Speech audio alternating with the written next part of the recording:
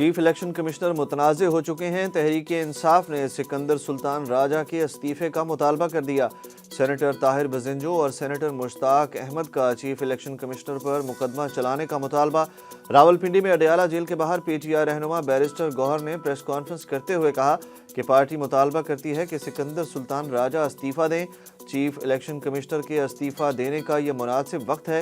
ان کا کہنا تھا کہ کمشنر پنڈی وسل بلور تھے، انتخابی دھاندلی سے متعلق تحقیقات کی جائیں، لیاقت علی چٹھا اور ان کے اہل خانہ کو تحفظ دیا جائے۔ دوسری جانب سینٹ اجلاس میں سینیٹر مشتاق احمد اور طاہر بزنجو نے بھی چیف الیکشن کمشنر سے استعفے کا مطالبہ کرتے ہوئے کہا کہ الیکشن کمیشن شفاف انتخابات کرانے میں مکمل ناکام رہا۔ مدر آف آل ریگنگ بند ہونی چاہیے، دنیا کے سامنے مزید تماشا نہ بنائے، جس کا مینڈیٹ ہے اس کو دے کر عوام کی رائے کا احترام کیا جائے۔ عمران خان کی اپنی بہنوں علیمہ خان اور عظمیٰ خان سے اڈیالہ جیل میں ملاقات میں گفتگو۔ علیمہ خان نے عمران خان کی گفتگو کے بارے میں میڈیا کے سامنے بتایا کہ عمران خان نے کہا ہے کہ mother of all you turns نے ووٹ کو عزت دو کے بجائے بوٹ کو عزت دے دی۔ مدر آف آل سلیکشن یہ تھا کہ کرمنلز کے کیسز ختم کر کے مجھ پر ڈال دیے جائیں اور 32 سال کی سزا دے دی، اور پری پول ریگنگ اور الیکشن ڈے ریگنگ یہ تھا کہ عوام اور ووٹرز کو اپنے نمائندے چننے کی اجازت نہ دی جائے۔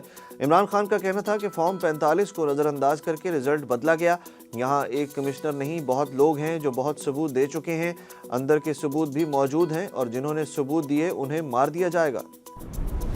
نون لیگ کو اپنی شرائط پر ووٹ دیں گے، بلاول بھٹو نے نون لیگ پر مذاکرات میں غیر سنجیدگی کا الزام بھی عائد کر دیا۔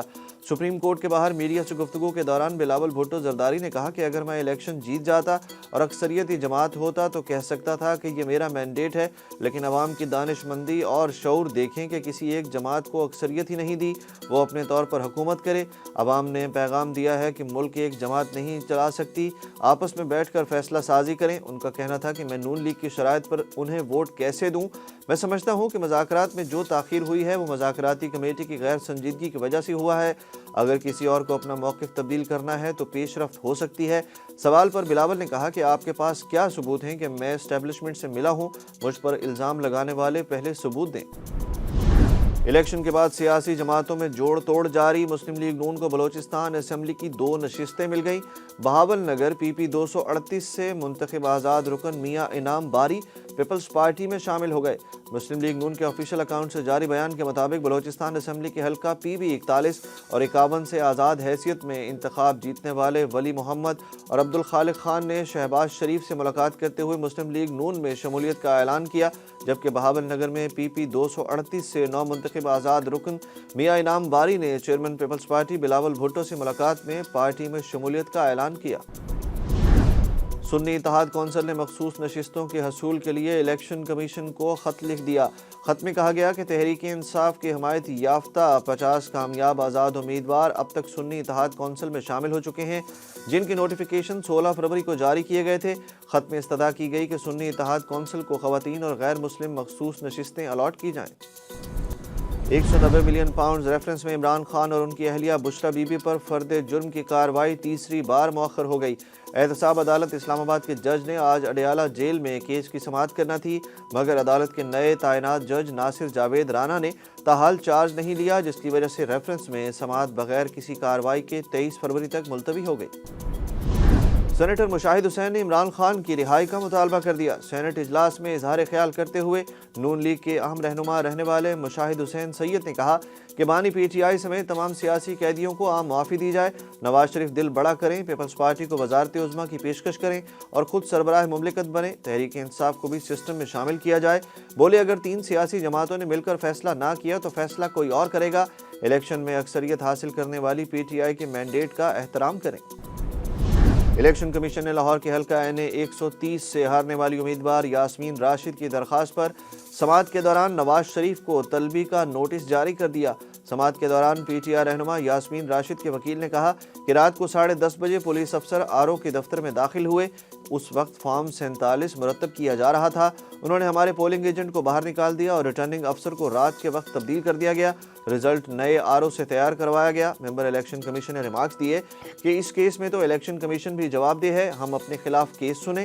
الیکشن کمیشن نے کیس میں نواز شریف کو نوٹس جاری کر دیا، ریٹرننگ افسر سے رپورٹ طلب کر لی، کیس کی سماعت 27 فروری تک ملتوی۔